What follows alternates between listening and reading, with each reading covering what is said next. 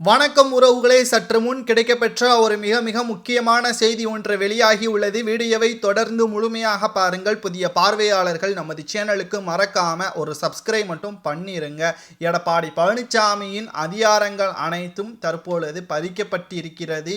இன்னும் 4 நாட்களே நீதிமன்றம் தீர்ப்பு வழங்க உள்ள நிலையில் எடப்பாடி பழனிசாமி அவர்கள் எந்த ஒரு முடிவையும் சுயேட்சையாக எடுக்க முடியாது என்றும் தற்பொழுது தேர்தல் ஆணையம் கூறியுள்ளது. இதனால் தற்பொழுது அதிர்ச்சிக்கு மேல் அதிர்ச்சியாகத்தான் எடப்பாடி பழனிசாமி அவர்களின் நிலைமை இருக்கிறது. ஏற்கனவே எடப்பாடி பழனிசாமியின் ஆதரவாளர்களுக்கிடையே கடும் மோதல்கள் நிலவி வரும் நிலையில் புதிதாக மாவட்ட செயலாளர்கள் 4 தொகுதிகளுக்கு 2 மாவட்ட செயலாளர்கள் நியமிக்கப்பட உள்ளதாக அறிவிப்பு ஒன்றை வெளியிட்டிருந்தார். இந்த அறிவிப்பை தற்பொழுது தற்காலிகமாக நிறுத்தி வைக்கப்பட்டிருப்பதாகவும் அக்கட்சியில் உள்ள முக்கியமான மூத்த நிர்வாகி கூறியுள்ளனர். தேர்தல் ஆணையம் அறிவிப்பிற்கு பிறகு தற்பொழுது சி.வி. சண்முகம் மற்றும் கே.பி. முனுசாமி, தங்கமணி, வேலுமணி இவர்களுக்கிடையான மோதல்களின் காரணமாகத்தான் தற்பொழுது எடப்பாடி பழனிசாமி அவர்களின் அதிகாரப்பூர்வமான அறிவிப்புகளை தற்பொழுது தேர்தல் ஆணையம் தடை விதித்திருக்கிறது.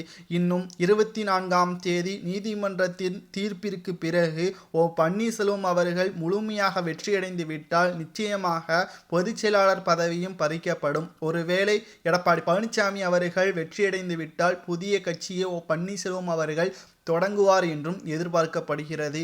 ஆனால் வெற்றியடைவதற்கு பன்னீர்செல்வத்திற்குத்தான் வாய்ப்புகள் அதிகமாக இருக்கிறது என்றும், கொடநாடு வழக்காக இருக்கட்டும், டெண்டர் முறைகேடு வழக்காக இருக்கட்டும், ஏற்கனவே எடப்பாடி பழனிசாமி மீது வழக்குகள் நிலுவையில் இருக்கும் நிலையில் இந்த வழக்கில் மட்டும் பன்னீர்செல்வம் அவர்கள் வெற்றி அடைந்து விட்டால் அடுத்த 2 வழக்கில் நிச்சயமாக எடப்பாடி பழனிசாமி அவர்கள் கைது செய்வதற்கான நடவடிக்கைகளை மத்திய அரசு நேரடியாக ஏற்றுக்கொள்ளும் என்றும் எதிர்பார்க்கப்படுகிறது.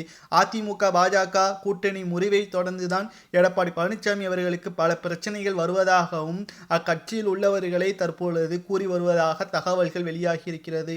தற்பொழுது எடப்பாடி பழனிசாமியின் அதிகாரங்கள் பறிக்கப்பட்டதை பற்றி உங்களது கருத்துக்களை கமெண்ட் வாயிலாக கூறுங்கள். நன்றி, வணக்கம்.